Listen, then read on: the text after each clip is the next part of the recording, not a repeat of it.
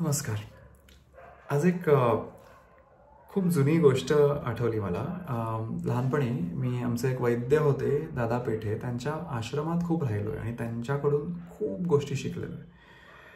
आयुष्याचे बरेच धडे त्यांच्याकडनं मला मिळाले आहेत आणि गमतीची गोष्ट अशी आहे की ते कधीच सरळ काही सांगायचेच नाही. त्यांच्या वागण्या बोलण्यातूनच जे काही आपल्याला शिकता यायचं ते शिकायचं असायचं. एकदा असं झालं की दादा बसलेले असताना तिथले काका जे आश्रम चालवायला मदत करायचे दादांची, ते आले आणि दादांना म्हणाले की आपण ज्या गोठ्यातून दूध आणतो त्या गोठ्याचा मालक आता बहुतेक खूप जास्त पाणी घालून भेसळ करतो दुधाची, तर काय करायचं.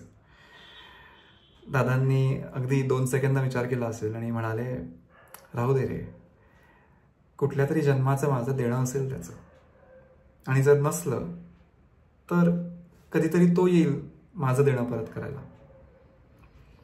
आता त्यावेळेला मी फार लहान होतो, त्यामुळे मला काही ही गोष्ट कळली नसावी, पण लक्षात राहिली.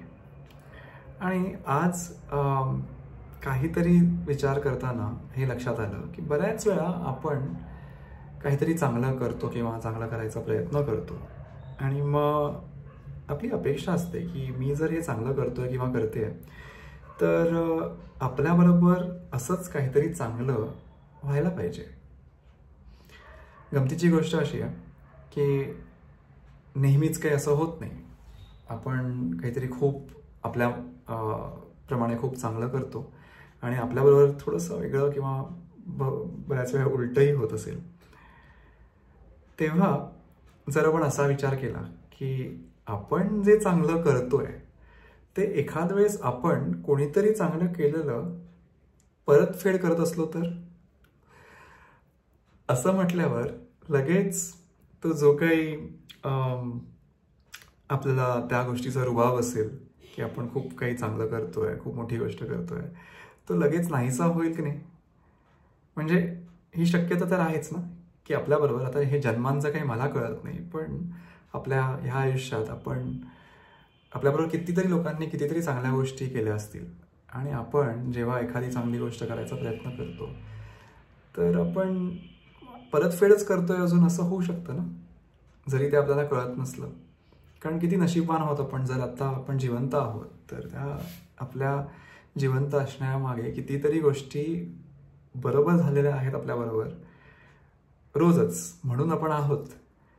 त्यामुळे दुसऱ्यांनी आपल्यावर केलेल्या उपकारांची किंवा चांगल्या गोष्टींची परतफेड ही सुरूच राहणार आहे.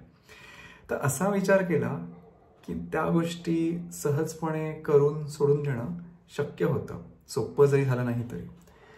आणि ज्या गोष्टी आपल्याबरोबर चांगल्या होतात त्यावर पण काही फार त्यांना धरून बसण्यासारखं नसतं. त्या जेव्हा होतात तेव्हा अगदी मनापासून धन्यवाद करावे आणि पुढे जावं. आणि जेव्हा जेव्हा आपल्याला संधी मिळते तेव्हा जेवढं शक्य आहे तेवढं करावं. पण आपण केलं आहे म्हणून हे नंतर परत येईल आपल्याला, हे डोक्यात न ठेवता एवढीच ही गोष्ट छोटीशी असली तरी ह्या मागे खूप काही आहे.